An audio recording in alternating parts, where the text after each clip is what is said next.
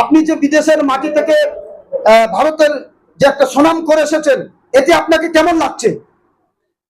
আলহামদুলিল্লাহ, মহান আল্লাহর লাখো কোটি কোটি শুকরিয়া যে খুবই ভালো লাগছে।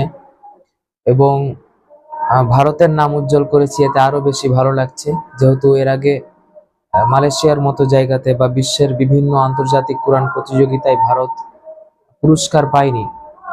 এবং এই পুরস্কারটা শুধু আমার পুরস্কার নয়, এটা আমাদের মুসলমান জাতির পুরস্কার এবং সারা ভারতের পুরস্কার। তো নিঃসন্দেহে এটা অনেক খুশির ব্যাপার। যাই হোক, আপনারা শুনতে পারেন, আমাদের ভারতে এর আগে এরকম কোরআন পড়ে বিদেশ থেকে এরকম পুরস্কার কেউ আনতে পারছে বলে আমরা জানতে পারিনি। এই প্রথমবার আমরা দেখতে পাচ্ছি আমাদের জামিল ভাই মালদা সুজাপুর থেকে গিয়ে মালয়েশিয়ায় গিয়ে তৃতীয় স্থান অর্জন করেছে।